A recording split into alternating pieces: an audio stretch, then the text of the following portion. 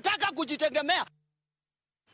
Anyuola rawera moro mikoni ne owito ngimane e tesend obila ma Central e chuny boma ma Mombasa. Koro yago ratiche kendo dwani otim nonro mapiyo mar yango gima dine kele tho mare e tesend obila. Gikoni rawerano modok Nairobi ne olal apoya nono chieng' Jumapil kaito bang'e giwinjo ndache chieng' Tich Adek ni ne omake kendo entiere tesend obila ma Central kama wachore ni ne othoe. Jafwambo marwa George Aoko nigi ler mathoth kowuok Mombasa. En kar kano ringre ma Coast General Mombasa kuma nyuola mosenindo Simon Warui ne ochopo kendo yango adieri ni wuodgi ne owito ngimane. Anyuola no modak e boma ma Nairobi koni wuodgi no ne olalnegi apoya nono chieng' Jumapil kendo gisebedo ka gimanye eka ne giyudo lipot ndalo 4 bang'e ni ogeng'ne e tesend obila ma Central Mombasa. Tulifika tulienda pale Central Mombasa Police na tukasema tunataka kuona one of my brother ambaye alikuwa amepotea amepatikana hapa, na tukasikia amepelekwa huko polisi. Tuliambiwa kwamba hiyo usiku hatuwezi muona, kwanza tuende tupumzike, asubuhi tumuone. Okoni ne gimondo kiny mar dhi nene kendo dwaro yango gima ne omiyo make, to kata kamano wach mana giyudo ne obwogogi. DCI wakatuchukua wakatupeleka pale Central Police, na kufika pale tukaonyeshwa ambavyo Simon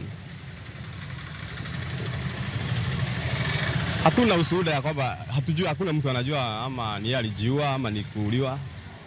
Hatuna evidence ine. Kwa hivyo whatever we need is only justice to Simon. We got the news in a really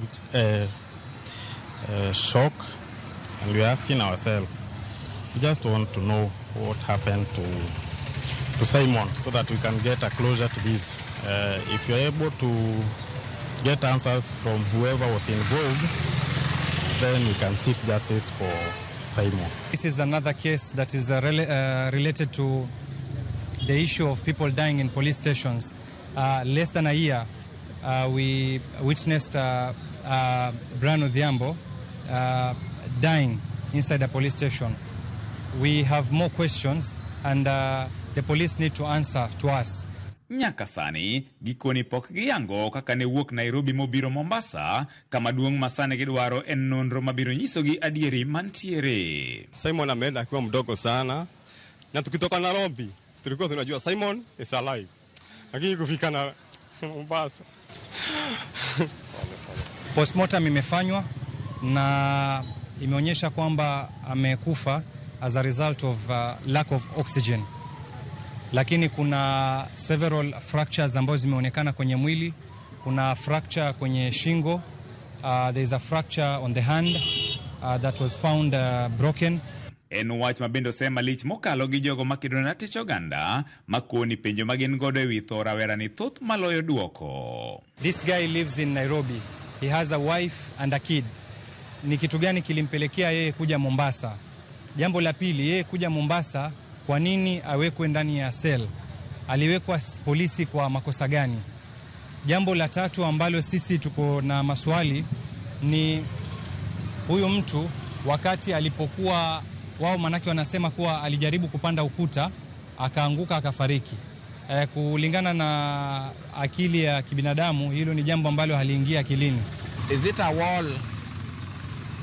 How high or tall it is that mtu akijaribu kupanda mtu anakufa? What is the status of the wall? And also, where was the police manning the station when this guy alijaribu kupanda wall? Walikuwa wapi? Nyakagie sani obila pokochiwo lipot mora motenore gi tho rawerano. There are CCTVs at Central Police.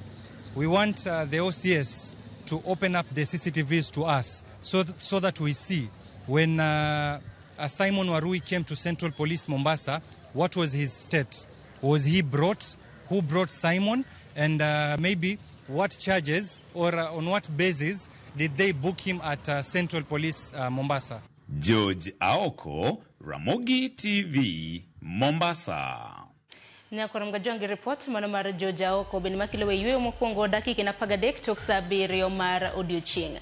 Akayo matina pod wantiere koda weche mathoth mago